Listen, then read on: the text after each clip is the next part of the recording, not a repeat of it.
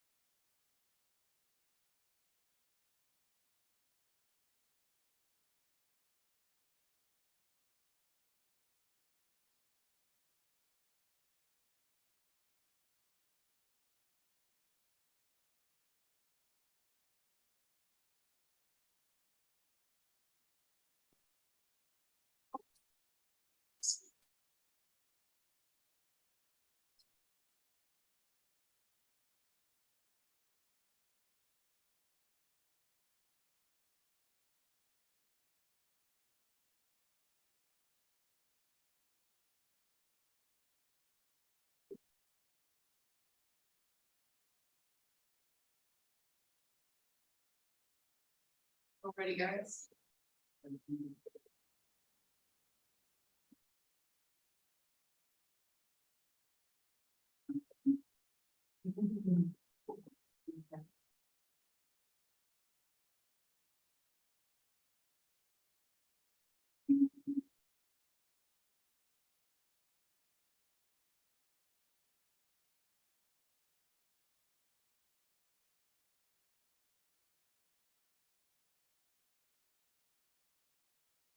All right, we're gonna move on.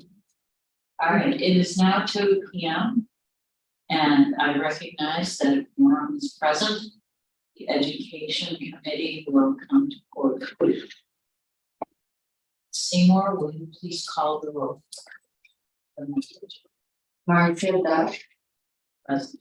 Rob Reed. I will entertain a motion to suspend the reading of minutes. So good.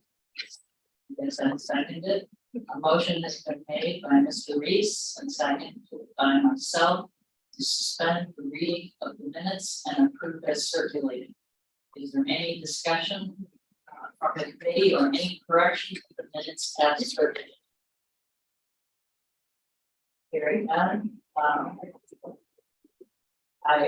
motion has been made to suspend the reading of the minutes and approve as circulated. And approve it circulated. All in favor say aye. Aye. Aye. And all opposed say nay. The ayes have it. Minutes will not be read and are approved as circulated. We will now accept public comments, which are limited to 3 minutes. Let's see. Are there any pre-registered virtual participants wishing to make comments? All right. Anyone in the audience? Is there anyone in the audience in the comments that would like to present?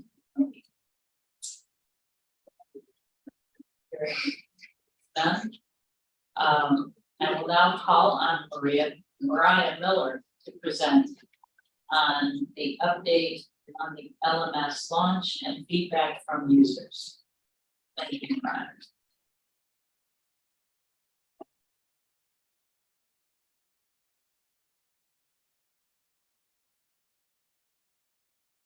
Good afternoon, members. My name is Mariah Miller, and I am the digital design and project analyst for the Pension Group.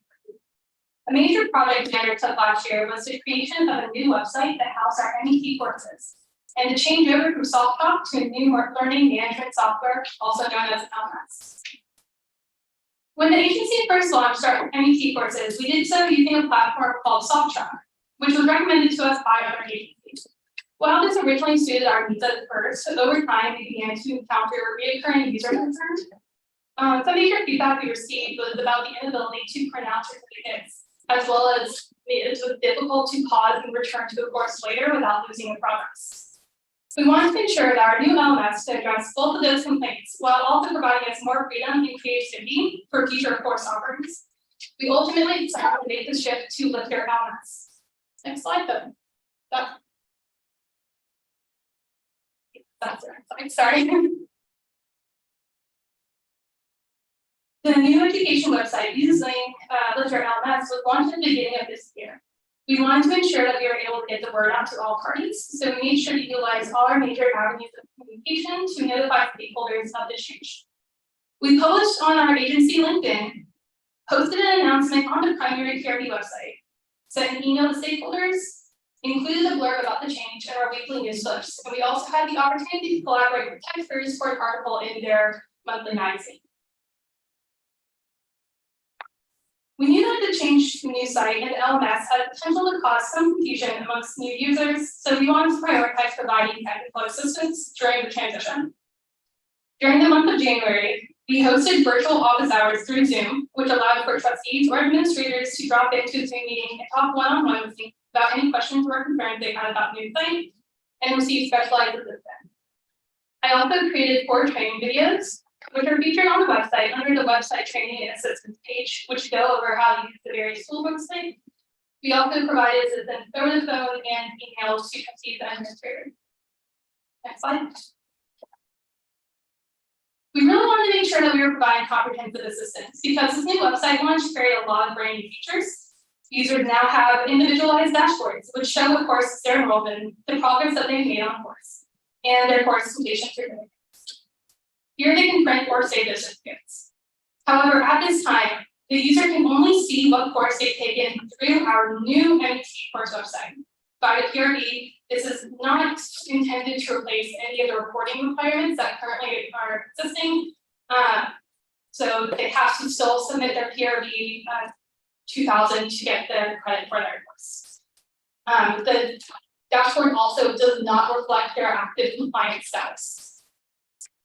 As previously noted, the complaint we received was that you could not easily pause a course and come back to it at a later time, which led to a lot of trustees and administrators needing to complete a course in a single sitting. Now it is much easier for people to begin a course and come back at a later time. They are able to track their progress through their dashboard and return back to a course seeing exactly where they left off. We also now have more options for course content, and one way we've already began utilizing this was with our continuing education courses. We finally can provide more in-depth assistance as well, because we can see exactly where a user is in their course progress. So if they're having issues with a particular lesson or a particular page, we can see where they have left off, and it helps us track down and identify the source of the problem a little bit faster. Next slide.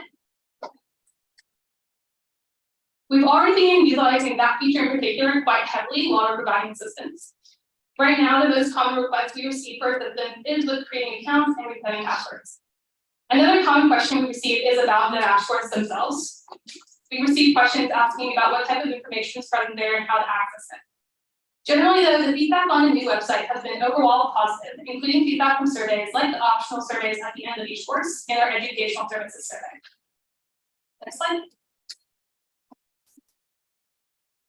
At the end of May, we have had 138 registrations, 848 course enrollments, and 365 course completions on the new platform alone. Combined with the course completions from Soft Talk earlier in the 2023 fiscal year, we've already eclipsed the total number of completions for fiscal year 2022. We've had more course completions from January to May 2023 than the same time period in past years, with the exception of the initial program launch. However, even considering that initial program launch, that only had 11 more completions. That concludes my presentation on the new LMS and website. If you have any questions, I would be more than happy to answer them.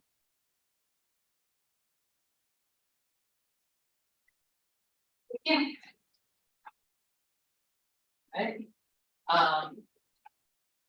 So now we're going to move on to core course project and additional continuing education courses for 22 and 23. I will call on Ashley Rendon to present on this item number 6.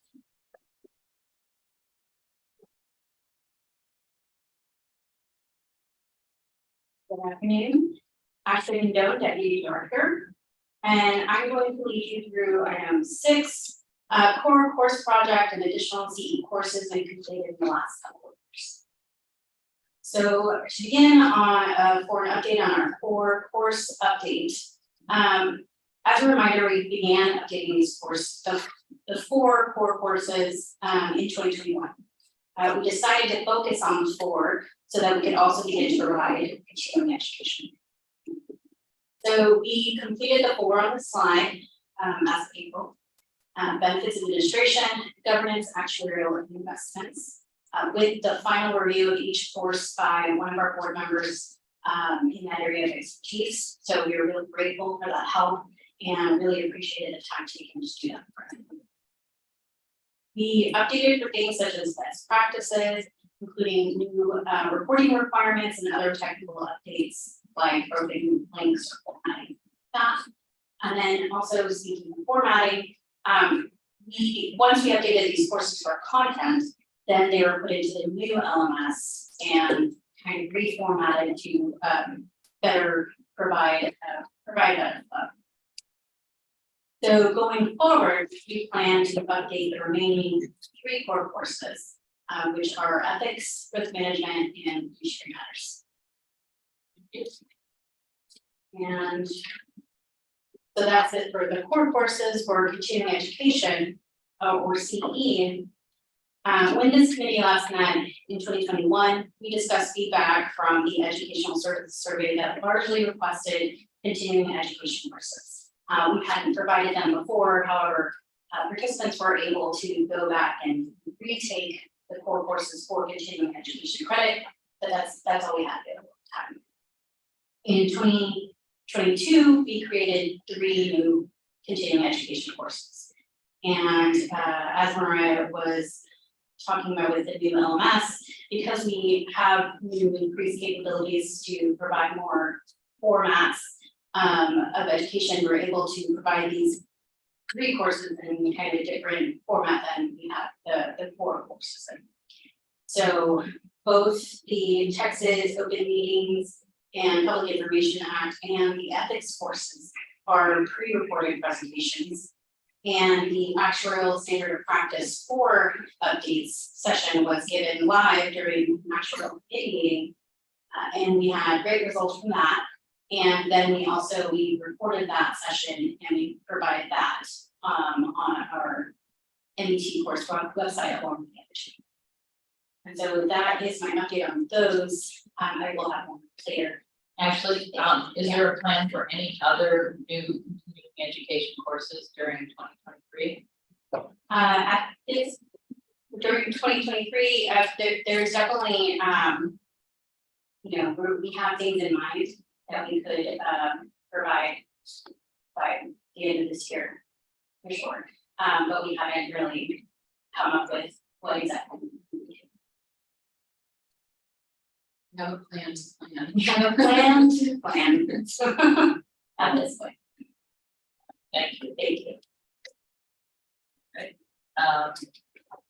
So now we are moving on to educational services survey, report and feedback. And Madeline. Yes, I will call on Madeline Jarman to present the educational services survey results and feedback. Hi, good afternoon. My name is Madeline Jarman and I'm a policy analyst for the Pension Review Board. Today I'm here to present the results of our 2023 Educational Services Survey, or ESS. This presentation is a broad summary of the information included in our ESS report, which should be included in your packet. So please stop me if you have questions about specific portions. Next slide. The ESS is conducted during odd-numbered years as part of an alternating cycle with a more comprehensive customer services survey. It is meant to measure performance and gauge the effectiveness of the agency's educational services offerings. This year, the survey was open for 4 weeks in April and May. The overall response rate was 10.45%, which is slightly lower than responses were anonymous, and results were based on a modified Likert scale where participants could rate their level of satisfaction. The not applicable option was available for participants who had not used a particular service. Slide. Satisfaction rates were calculated based on the proportion of satisfied and very satisfied responses from participants who indicated that they used a service. As you can see, the highest satisfaction rating was for our MET program, And if you want to know if the questions were specifically about the new EDT website and not questions about the course of something that are, it's the new website launched here to reduce the number of participants who use that service that we're talking about, but we're pleased that it seems like the new site is effective. Overall, the satisfaction rates were encouraging, especially compared to previous surveys, which we have on the next slide. In this graph, the 2023 results are shown in the rightmost bar in the yellow-orange color for each section. As you can see, every category showed improvement from the 2021 survey. Given the number of updates and things we have made to these services during the biennium, we are encouraged by these results. Next slide. Before we go on, could you just comment maybe perhaps on the top front results? A particular aspect of it, Or just, you know, that it's a little lower than. I guess it's been lower back in 19, it was pretty high.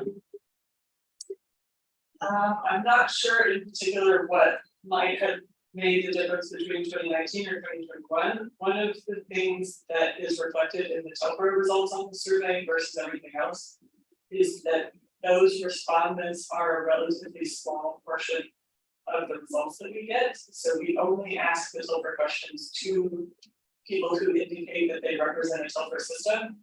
And so with that, we don't have a very large sample size overall, and so this is an even smaller portion of that. So any individual response just has an outsized impact on the results for that. So I think that might be part of just the variation in things. It's a smaller group of people determining those results.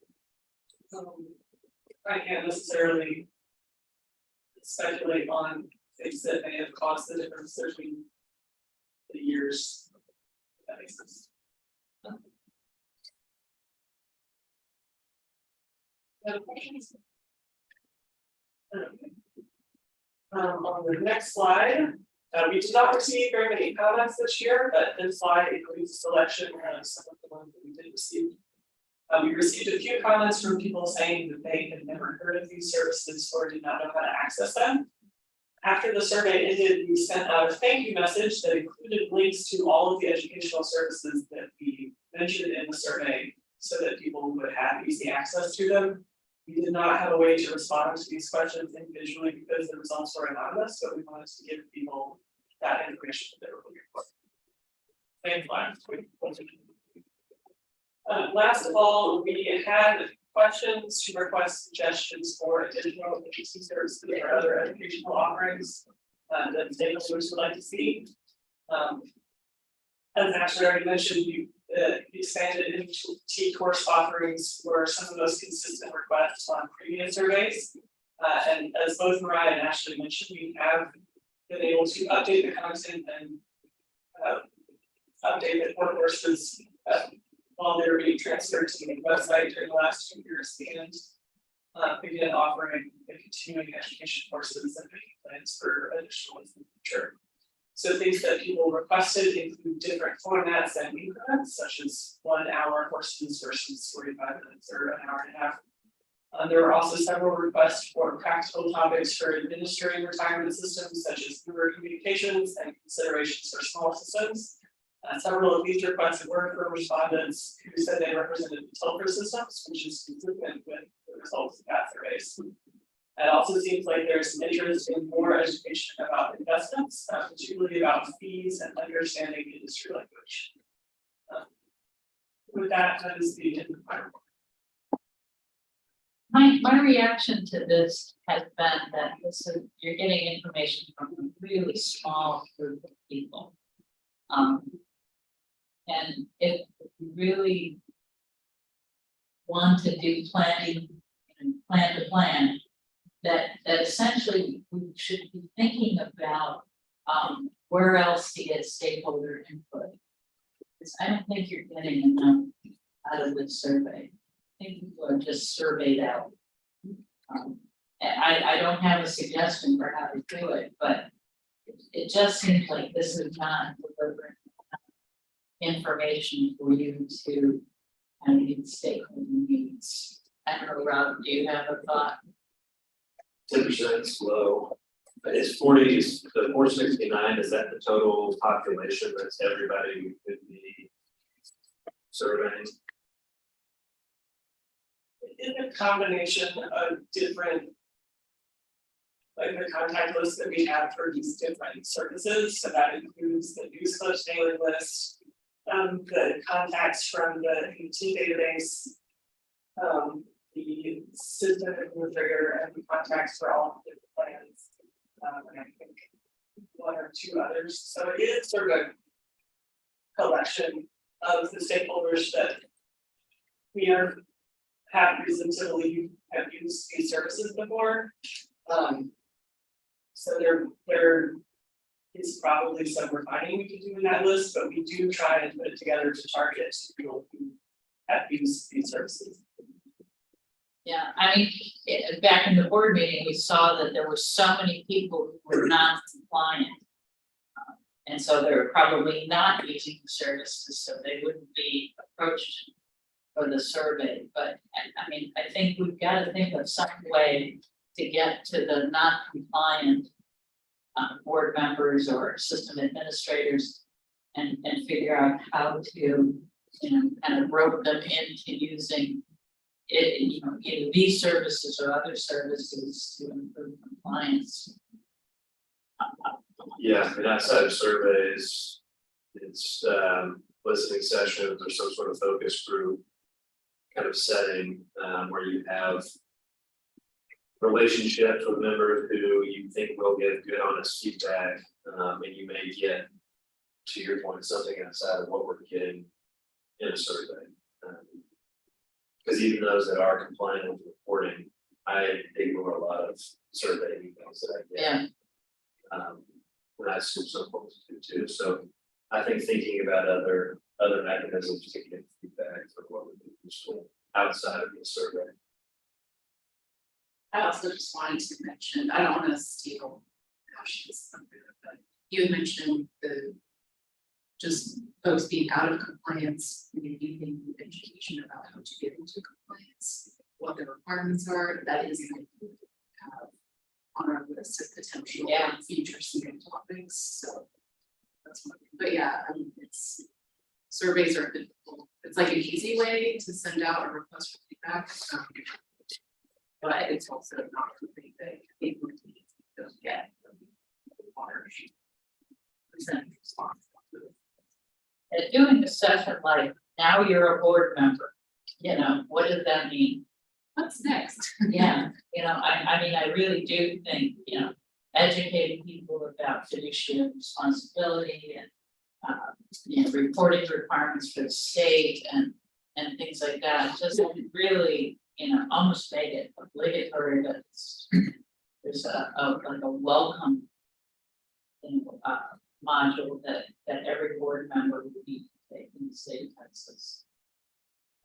I think, sorry, I think that these sort of outreach methods and figuring out what is the most effective way to get in contact with people, that has been something that we've been working towards for the past few years. It's been sort of in conjunction with the updates that we've been doing, like the overall sort of the AT website, and we use those a lot of things have gotten updates in that way. We're trying to put a lot more information so that it will on social media and our website.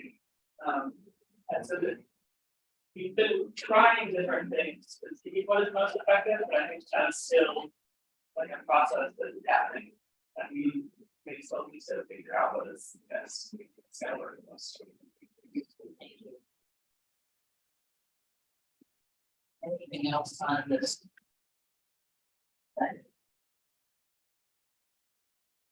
So I guess the next subject is MVP compliance.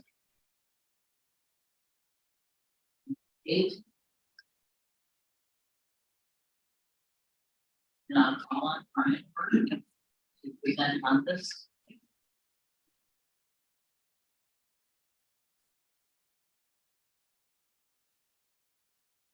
Good afternoon, members. I would like to present to you, well, my name is Brian Brown, I'm the Analytical Services Manager here at Country Report, and I would like to present to you the current report on MEC compliance. Just a brief overview of MEC system trustees and administrators are required to complete 7 hours of core training within their first year and 4 hours of continuing education every 2 years thereafter.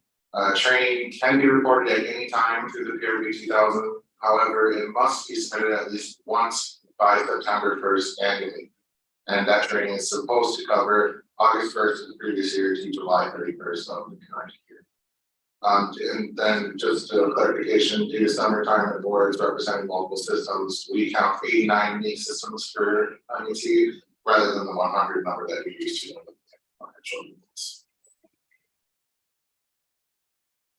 I would like to begin by talking about MEC compliance with core training specifically. At the December 2022 board meeting, the board requested data on trustees and administrators not compliant with core MEC training. Staff basically reviewed all the data that we had on hand to determine how many systems were not compliant with core training and how many of the trustees and administrators per those systems were not compliant.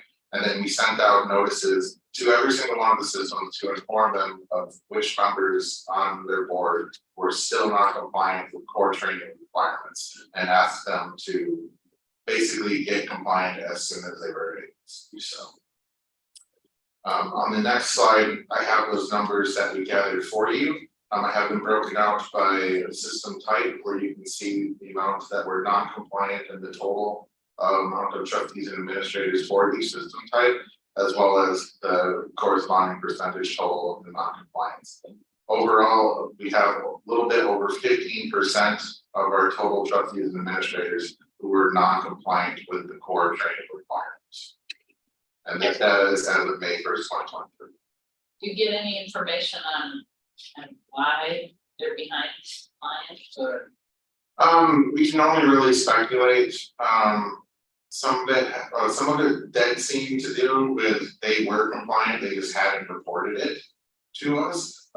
Because as I go to the next slide, I can talk about kind of some of the results that we got after reaching out to all these plans and informing them of who specifically was non-compliant and what they were non-compliant with and what they needed to do to become compliant. There were 47 different distinct plans that had trustees and administrators that were non-compliant. Of those 47, after we reached out to them in May, as of now, 15 of them had responded with updated records.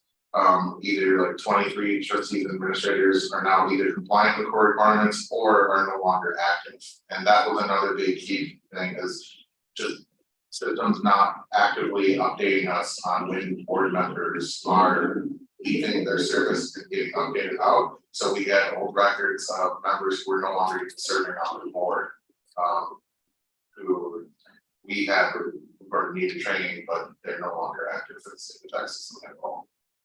Do the board members get listed on other reports like PRB, the financial report? You know, is that being input? It's not a requirement. It's not a requirement. You can see them occasionally if the system decides to do it in the reports. Like there's a lot of comprehensive annual financial reports for a lot of bigger systems that they can show off their board numbers at the beginning of it, but most of the financial audits we've seen now, that's not. I was just wondering if you're uploading it from something else, you know, now that those systems are linked, could you just always update the board members so that we have a list of who's an active board member? There are occasions like during situations like our guide to public retirement systems where we do look at current board. We have a section in there where we look at current board members, but it's only for statewide and municipal plans. But those plans generally have updated websites where we're able to go to and verify that information. And if we notice discrepancy between our records and theirs, we'll reach out to those plans and ask for an updated report. But we don't have that luxury for every single one of the plans, especially the supplemental district E10 plans. Simply because usually their sponsoring entity is what the website would be about, so their board of trustees is not the same as what would be their retirement committee, which would be the only ones who are actually required to do this training, not their full board, like a hospital district, for example. Would it, I don't know, just a suggestion, would it make sense to try to get something added on to the, I wanna call it PRB 1000, but is it 100, the financial reporting?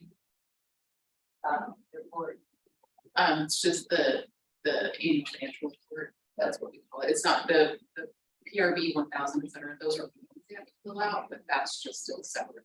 well, but I'm thinking, would it make sense to modify the PRB 1000 to require that the board members be listed there, so that at least once a year, you're getting an updated list of board members?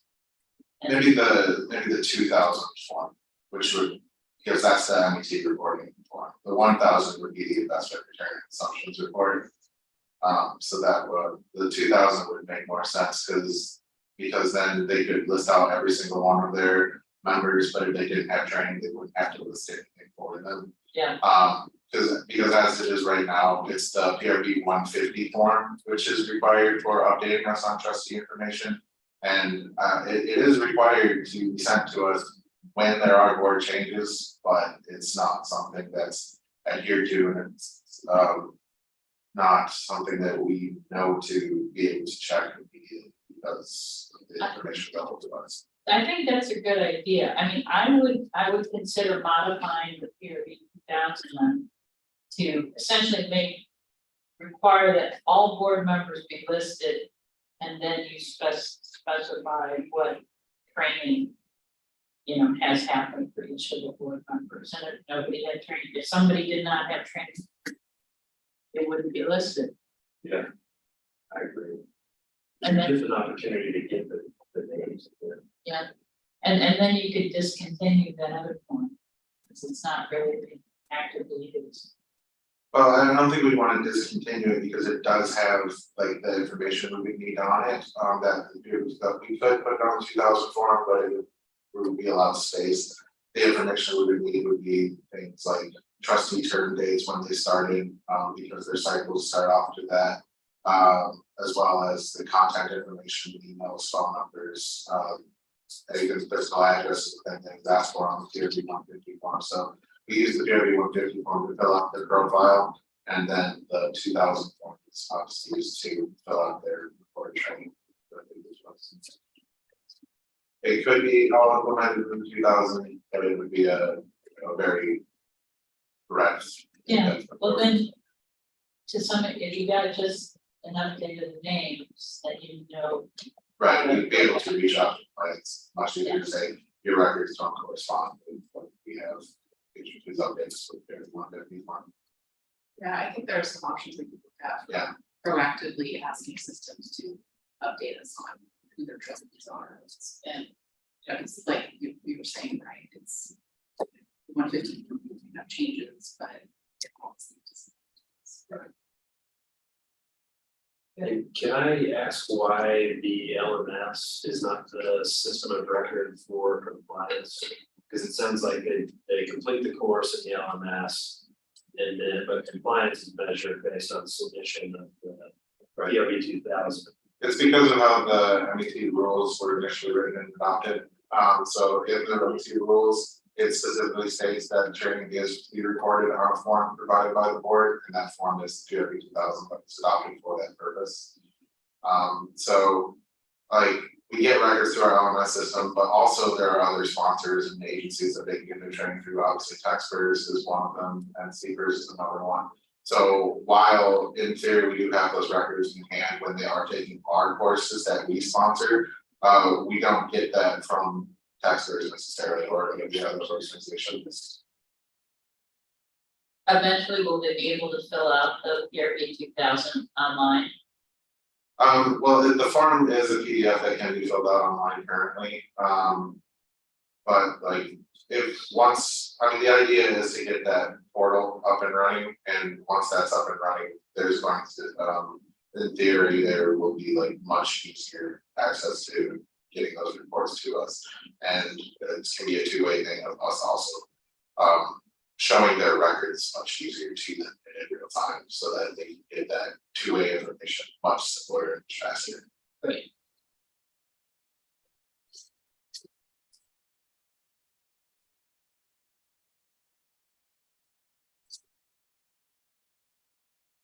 This slide, is different from the previous, because now I'm no longer just focusing on core, I'm now focusing on both core and CE overall.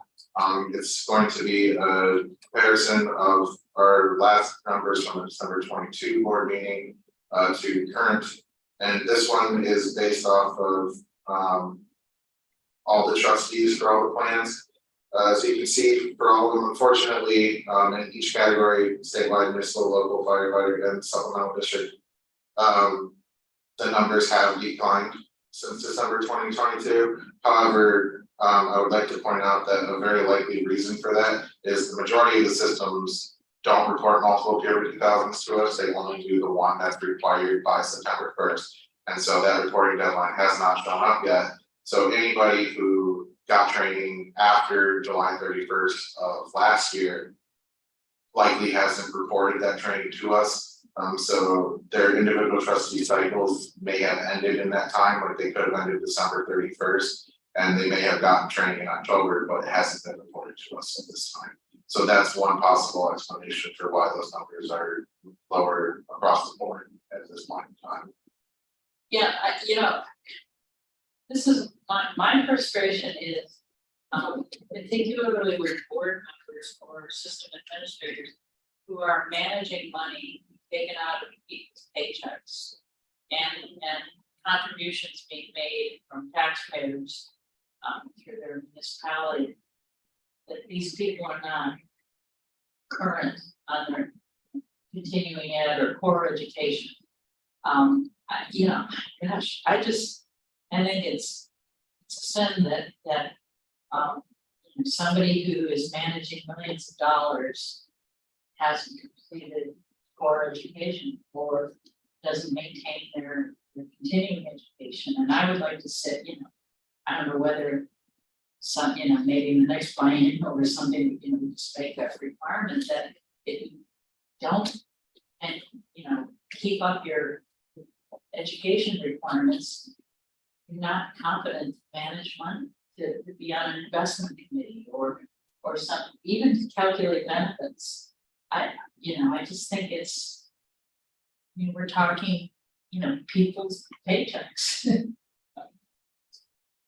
I don't know, I don't want to overplay this, but to me, there's a sense if you're going to be on a board, you've got a responsibility. Is there an orientation to Ms. Dash's point earlier for new trustees, board members, a PRB driven orientation? Not an official one.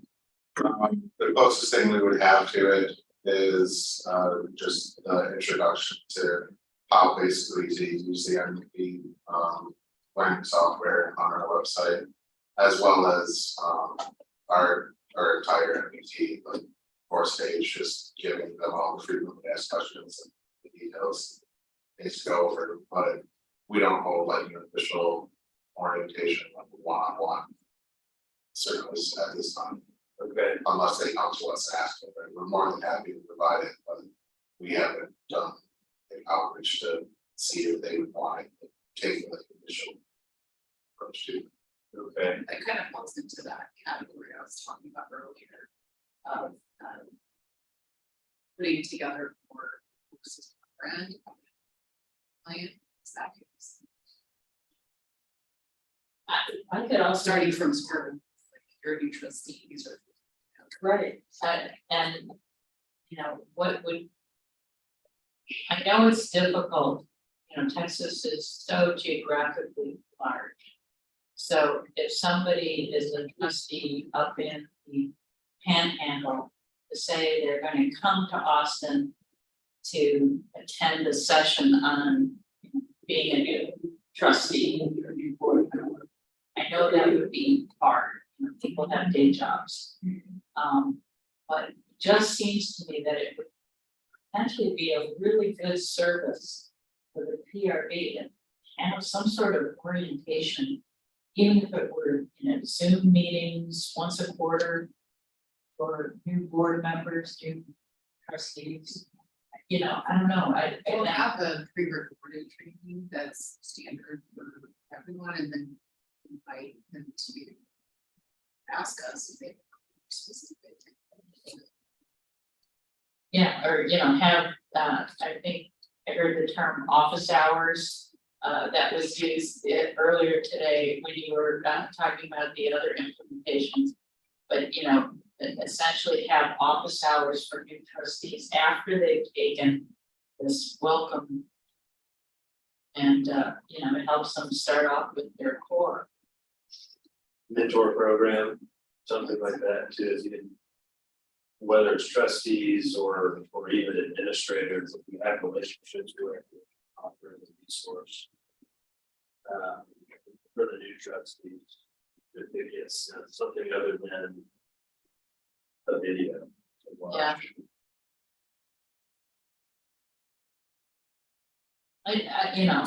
Pensions are so complex.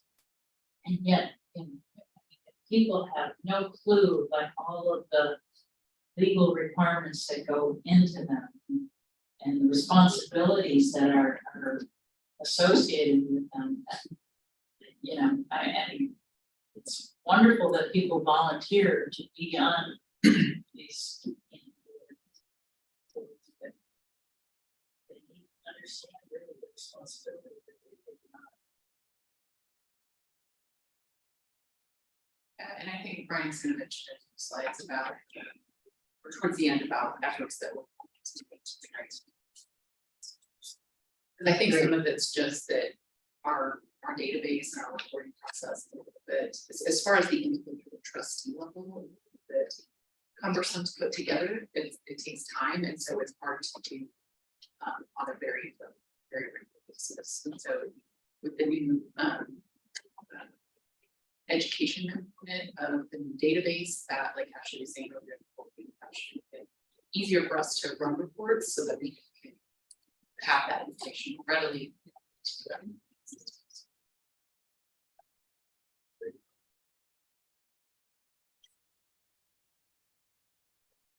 You can continue with data.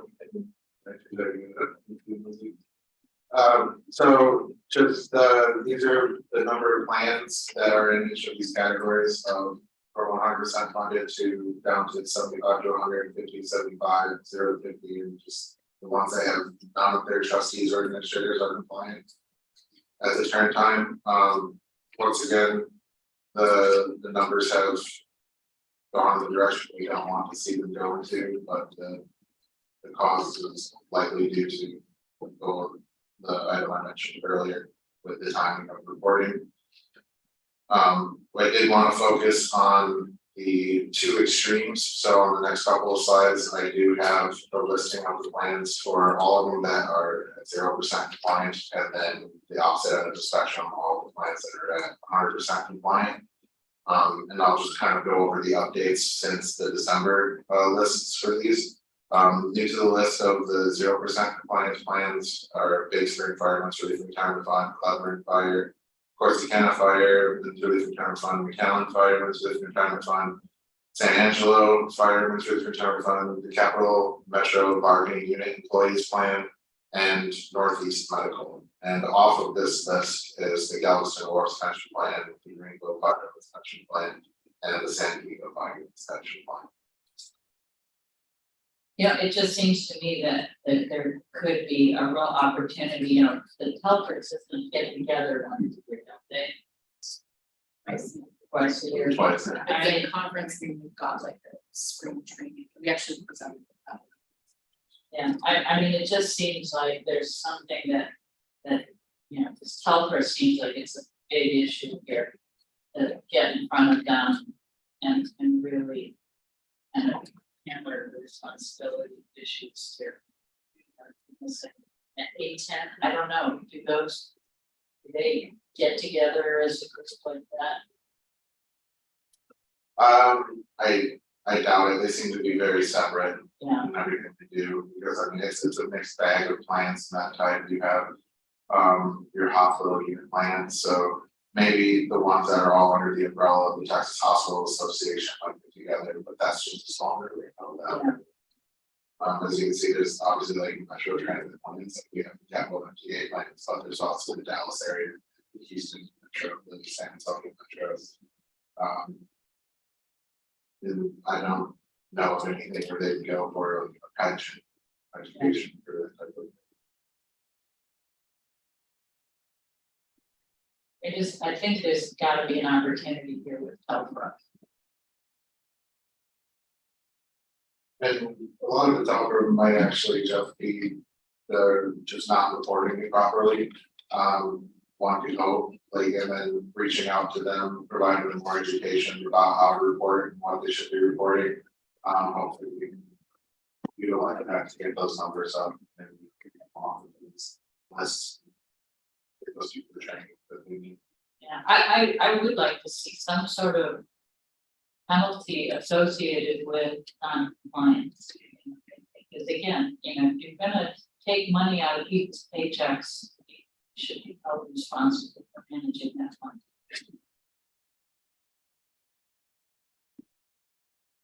On the positive side, though, we do have a number of systems that were 100% compliant.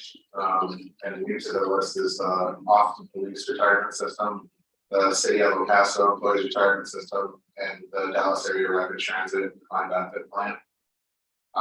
Unfortunately, off the list from December is the Brazos River Authority Plan, the Denison Fireman's Retirement Plan, our Employees Retirement System of Texas, the Houston Metro Transit Authority Union Plan, Clean Firemen's, Lucky Firemen's, and the Northeast Medical Plan.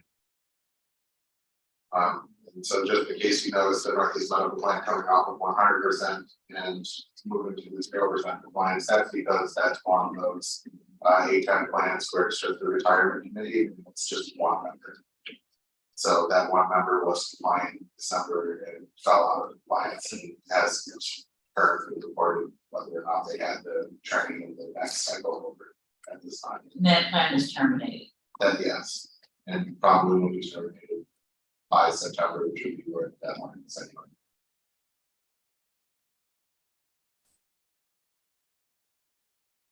Then finally, future actions too, that we are doing to improve compliance. We've been encouraging systems to send their PRB 2000s more often than just the one September 1st deadline when a trust, because obviously you have that situation where the trustees' compliance deadlines are different than September 1st. So they're not all in line, and they're just based off of when the trustee starts their term on the board. And so you run into that situation where you report something in September, but then they take the training in October and you don't report it again until the next September, but they became not compliant in December, right? And so to avoid that, we try to reach out and tell everybody, send them as offers. Just keep us updated, give us the most recent information. And that'll keep your records as up to date as possible. Would it make it easier if you change the compliance year to the fiscal year to 9/1 and for a new person, instead of they have they have 1 year to get there. Could it be the 1 year and the partial year, make it what is it? August 1 to July 30th. Yeah. Give everybody that, and then the partial year perhaps before that, so that everybody is after the first period, they're always on the same schedule. And so you don't have this mismatch between reporting and compliance deadlines. It's been an internal thought, and it would be something to do with whenever we do rulemaking review of the MEP program. It could possibly be because I believe the terms are written out in the MEP rules as stipulated so far that were adopted. So I believe it would be a rule review that would allow us to do something along those lines if we so choose. I mean, is that something that has to be like a major project? Or can you just edit the rules for some details? Rulemaking is always a major project. For the, and actually we'll be talking more about the MET rules and what we're contemplating. They are due for review. Like all agencies were supposed to review it earlier, so that deadline has come around, and so I will actually speak to that a little bit later. That is something that we're working on, and it's not like even small changes in rules, it does take time. It may not be super complicated to actually modify the rules, but it does require extra parts time. There's posting requirements and all those things. So, but that's that project. More comprehensive look at the MET rules is one thing. It just seems like we're making it overly complex to monitor compliance by having this mismatch. Yeah, and that's a lot of feedback that we've gotten from systems, is they don't have compliance days of their own numbers. And so we have to go back and actually tell them what they reported to us and say, well, these are what we have on record, because this is what you reported in their meeting to us. So it definitely does get complicated.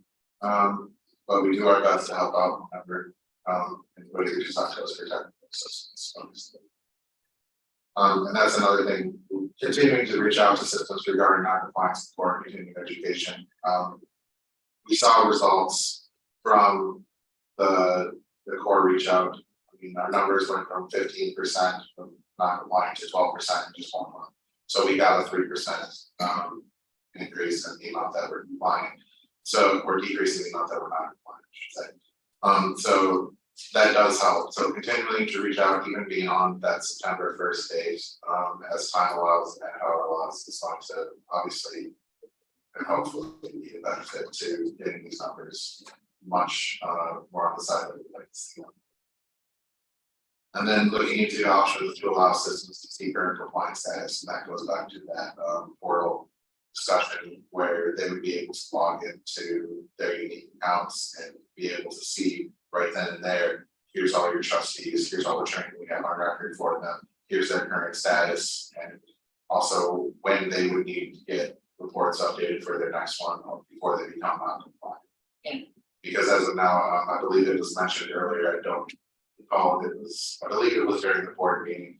I believe Ashley had mentioned that right now, currently everything is annual, where somebody will come to us, they will ask us, you know, can I get an update on my board members' trustee status? And we have to go into the database and look at each individual trustee, and then basically we fill out our own spreadsheet, email it to them, let them know. And now the updated database kind of allows us to just push a button and it automatically generates that report for it. And so the idea would be, rather than us needing to generate a report at all for them, the reports should automatically be sent to them. That's great. All right, And that would include my report on compliance. Was there any more questions? and We've got to make it much more difficult for non-compliant staff. Make it easier for compliance to happen. all right. Now we are on to for the on update on upcoming MEP.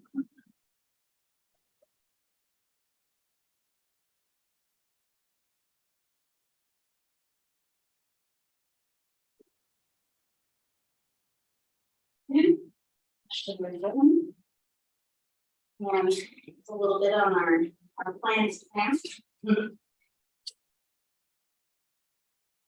And for our final presentation of the day, I'm going to be providing you with an update on our plan going forward. And I just have some. So for item 9A, staff has begun brainstorming topics and formats for developing new CE. We have utilized results of the educational services survey and other feedback that we've received as well as frequent requests that we get already. To put together a list of possible topics we've provided on this slide. So that can include reporting requirements, as Amy was saying. There are a lot of reports that are due to us throughout the year at various times for plans, and so we thought providing something on the reports themselves would be really useful. Administrative basics, you know, we heard that from Madeline. We received some feedback on can we get a little bit more on administrative. And so that was again, it actually has been requested a few times through some of our surveys that we saw. But we do have, of course, a core course on administration. So I know something that we had also been, we've gotten requests for in the past are things like providing example RFPs or what is that process and things like that as well. And so I don't believe we cover that in our benefits administration, you know, that's more on the benefit side, but this is a little more long paperwork and those kinds of things. You know, I think that would be really helpful because I think that was, you know, a comment that was made by Midland this morning was this was the first when they went out for an RFP for their investment consultant. That was the first time they'd issued an RFP. Now, I don't know how they had secured actuarial services or any other computer services support or whatever, if they've never managed an RFP process. So that could be very helpful. Right, and we've had other plans I know during the review process and stuff like that, them mentioning this same thing, especially those some who get benefit from those types of courses. And then also series-based topics, kind of having an umbrella topic and putting out multiple courses along the same lines is an idea that we've had. And then something actuarial and more investment related. More recently, there have been more reports required, but also more focus on the investment side. And so providing that help through those courses. And so that's on the topics, on the possible formats. You know, we discussed this a bit. But we could now we're able to expand on our current format rather than having just a click through type PowerPoint or even just a video. We could also and then utilizing our committee meetings to provide more content, more course credit. We could also do something like having a live webinar, and we've just been brainstorming these types of formats that we could provide and post on the website. So that, and then of course we are still making ourselves available to provide in-person style presentations at industry events. So we presented at Texters and we had Telfra, and so we can get invited people to that as well. So that is on 9A.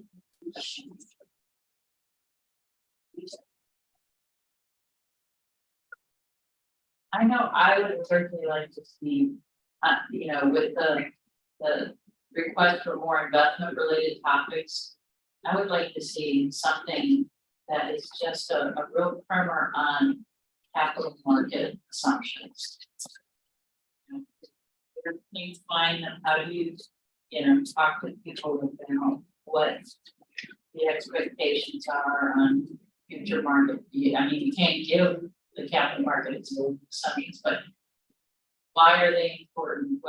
How does the actuary use them? But just kind of rather than having it come from their particular investment consultant, but just educate the board member or investment committee member about the various asset classes and how to, think about what future expectations might be. Right, and also, going through our courses and doing that core course update, staff will go along and kind of pick out little topics that we don't really go into much detail on, in those core courses and things like that could then become, continuing education courses. Great. So for item 9B, that is on rule review and possible need for NET rule revisions. So we will be undergoing a review of most of our rules in this year and next. So I wanted to talk about the NET rules. We started talking a little bit about them. This is kind of our most comprehensive chapter of rules that we have right now. And I believe at the time that we made them in 2014, they were definitely, we didn't have any other rules like NET. So they do cover quite a bit and will likely take a lot of effort to take a look through those. And so we established the program in 2014 and we last reviewed the rules in 2019. And we updated minor technical changes. The biggest one I think was to update the training reporting requirement from twice a year. I believe it's April and October to once a year in September to send us those KRB 2000s. And so that's what those changes that we made the last. Agencies are required to review rules every 4 years, so we do for those. And basically what it is taking a look at our current practices, and our experience with under those rules, and then making sure that they're still relevant and useful. I know we talked a little bit about how there could be like a mismatch, or when we first created those rules in 2014, that was the first time we kind of taken a really deep look. So at that time, what kind of in theory works, then it might not align with what we're experiencing now. So now is the time to look through all of that and account for those things and make necessary updates. And so timeline, we are thinking it would take, it could take 6 months to a year, depending on what kinds of changes we'll be suggesting and to adopt the changes. When do you think you'll be ready to come back to us with your thoughts on proposed changes? So we just started the process of looking at using a timeline. We do know that we want to get kind of the notice going soon.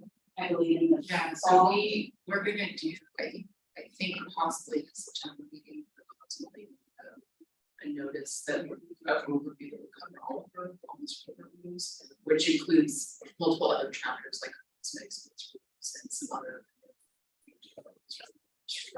chapters we have.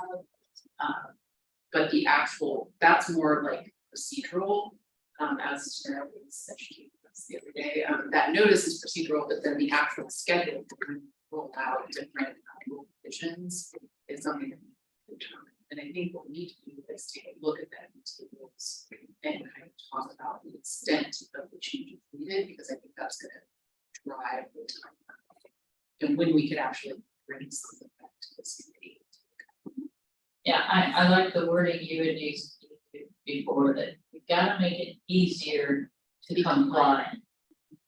And yet we want compliance. I mean, we want people to be educated, we want them to have continuing education.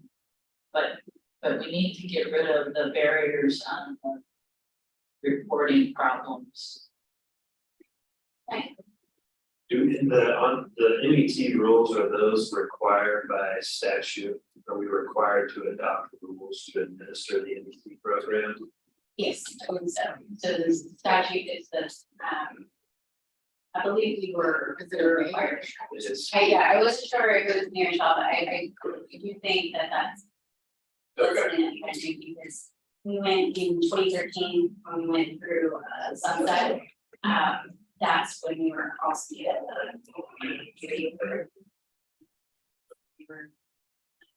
required to make that to begin that training program. Okay. Yeah, as part of the review, let's see what is required to be memorialized intact and removed. And what could possibly be agency policy. Just because revisions in the future to agency policy are much simpler than revisions to rule. So it gives us flexibility. I do know that in those rules, we adopted by reference the curriculum guide, which is what we use to determine whether a course is covering all of the required objectives. And so that's something that we're able to, that's something that will also be transferred. Great. And Made it. we made it. And so because we are going to be reviewing those rules along with the majority of our other rules, the specific time frame, I think, saying somebody determined in one way, they were able to review and batches. So come September board meeting, when you're ready to issue the notice of rule review, then would you be able to tell us when you're ready to come back to this committee? Because that would give us the timeline for setting the next committee meeting. I think possibly, but by that time, my intent is to start looking at the next year.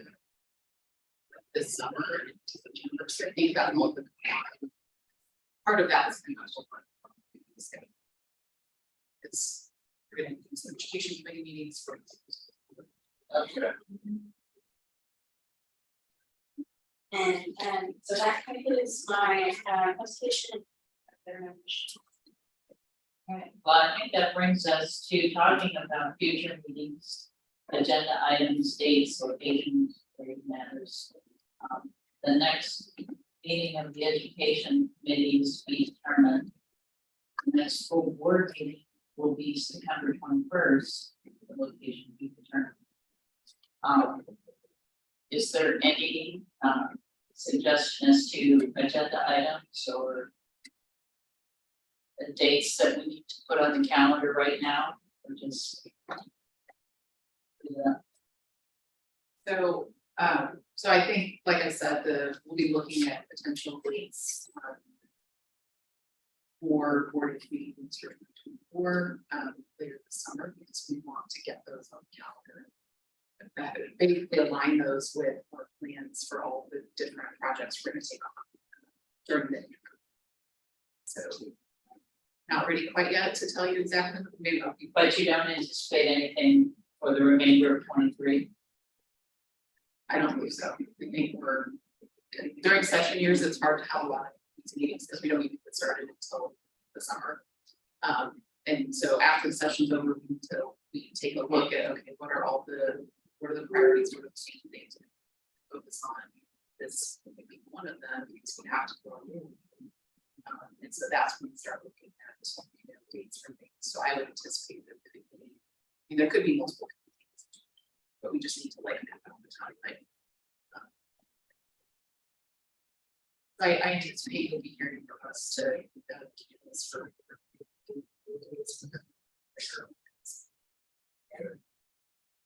All right, well, if there's no further business and no objection, the chair moves to adjourn this meeting. Second. The meeting is adjourned. I think so.